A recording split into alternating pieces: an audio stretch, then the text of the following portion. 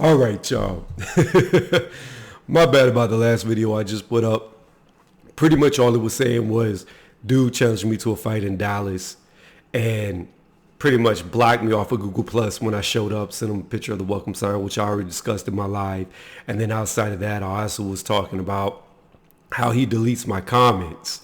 And that's why I was showing it.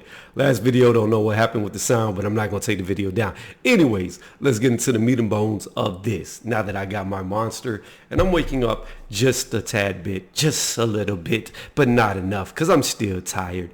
So, this step aside, should Deontay Wilder step aside so Tyson Fury could fight Anthony Joshua? Now, I've heard arguments, and I don't really care about people's arguments or how that goes. This is how I look at it.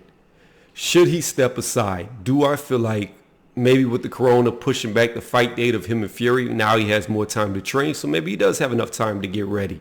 But those 4 months wasn't looking like enough. With that being said, what I'm alluding to is this. If I was Deontay Wilder, I would only step aside if they were going to pay me a huge amount and it was in the contract that I get the immediate winner. In other words, if Tyson Fury beats AJ or if AJ beats Tyson Fury, they cannot rematch each other. They have to fight me immediately. That would be the only way I would do that personally. If Wilder takes step aside money without anything in the contract like that, there's too many ifs, ands, or buts. There's too many ways that he may never get his title back if Fury loses. So, again, it's too much of a risk. It's not worth the money regardless what they pay him. And they're just paying him to step aside so Fury and Joshua could fight. If, for the second time, not to beat it into the ground like I like to do, but if Eddie Hearn offered Deontay Wilder, say, X amount of dollars to let Fury... Well, no, you know what? I take that back. It's not even worth it then. You know why it's not worth it now that I think about it as I'm about to say it again?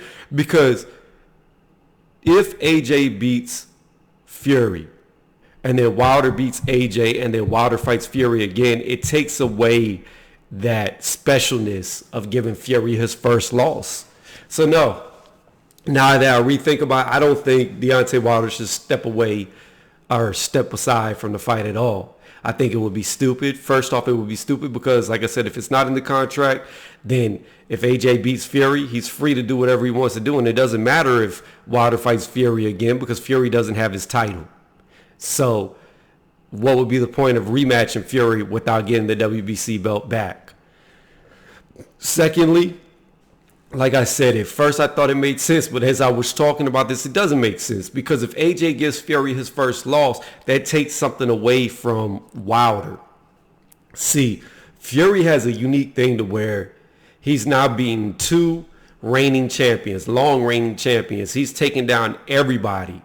And if Fury loses, say, to Wilder, then that only boosts up Wilder's legacy. A lot of people, like to say Wilder can't fight. He's got no technique. And I will agree with certain aspects. But like I said in past videos I did, eventually, no matter how bad he looks, how technically bad he appears to be, if he's knocking people out and winning, then you can't say he's not good technically. You can't say he's not a good fighter because he's winning. And at the end of the day, all that matters is a win. Doesn't matter if you look good doing it. Doesn't matter if you look bad doing it. If you win, you win. There's nothing else that needs to be said. People can make fun of you looking like you're swimming without water all day. But if you can windmill your way into victories, then hey, that's the best technique for you. You do what's right for you. I see a lot of flaws in Wilder. Like I said, I don't believe 4 months is enough time for what Wilder needs to do to prepare for a Fury that's going to come at him. I even said in my pre-fight prediction, I believed in the 8th round, Fury could knock Wilder out. And what did you see in the 7th round? Mid to late 7th round, the towel was thrown in. So if it would have won 8 rounds, my prediction more than likely would have stayed true. Because I saw in the first fight how he wobbled Wilder a few times. So, again, not to go into a whole different debate or topic about this, but I do not believe Deontay Wilder should step aside in any aspect, no matter the amount of money. I believe Wilder should fight Fury. If he beats Fury, then go for AJ, then see what Eddie Hearn has to offer. But at this point with the type, you got to understand, Deontay Wilder never deserved a 50-50 split with AJ. And even now, I don't know if he per se deserves a 50-50 split. But what I can say is because Fury has done such a good job at boosting Deontay Wilder's name up, his stock has gone up tremendously. And if he beats Tyson Fury in the rematch or the third fight, then yeah, I couldn't see it any way but 50-50 for that, because those two names alone are going to generate so much money that you have to give Wilder a 50-50 split at this point. You know, Eddie Hearn, I don't know. I'm not going to get into that debate, who is dodging who. I have my personal opinions of who I believe dodged who. Still tired. By the way, y'all, I've been trying to stop energy drinks for so long. It's been like 8 months now. I said I'm going to stop, but I'm still drinking them. But, yeah. So that's how I see it. I think Deontay Wilder should stay on course, fight Tyson Fury. I did, if you didn't see the video, I'm going to go ahead and link it in the description. I did a post-fight breakdown of what I think Wilder needs to improve on. So if you don't mind, you like this video, click on that. And I broke down exactly what I see Wilder needing to do to prepare for his next fight with Fury, judging off of what I saw in the ring. And I will end on this. Wilder, if you don't want to fire your coaches, you don't want to fire your trainers, especially your strength and conditioning, you need to get rid of him. Because here's the thing, and I want to touch on this real fast. People have always heard me say weight matters, weight matters, weight matters, weight matters, right? Big on weight matters. Obviously it matters because you have heavyweights and you have lightweights, or you can go to atom weight if you want to go to the smallest. But there's weight classes for a reason. However, as you saw in Andy Ruiz, not all weight is good weight. So even though Deontay Wilder looks very slim and trim and always cut up kind of like a bodybuilder appearance, doesn't mean that the weight he put on was good weight.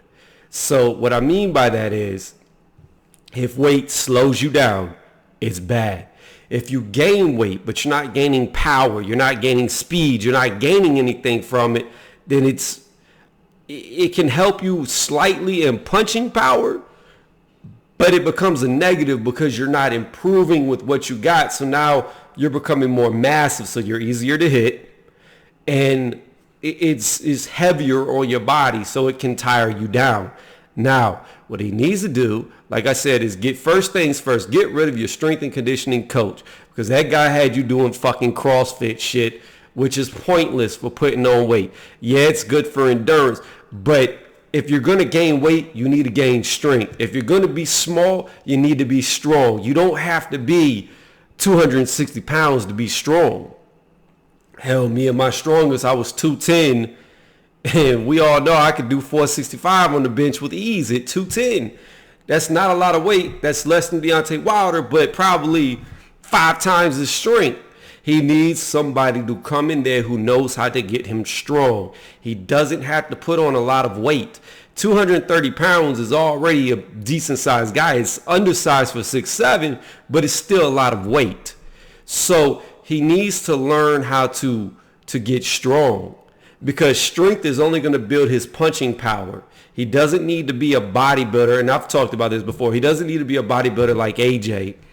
There's no need for him to be that big, although I think AJ's small at 245, 6'6". It's a really small guy, but whatever. He doesn't need that. He needs pure, fast twitch burst, because that's what his power is built off of. It's built off of explosion. So he needs to learn to get strong off of explosive movements. Plyometrics is really good. It's real big in football. I've talked about it before. But there's a lot of things that he needs to change. Like I said, I did a video on it. I'll go more in depth in the future from now. But that's how I see it. So y'all let me know what y'all think. I don't think he should step to the side. I think it would be stupid, because if Fury loses that belt, he may never get a shot back at that belt. Thank y'all for watching. And again, my bad for putting up a video with no sound.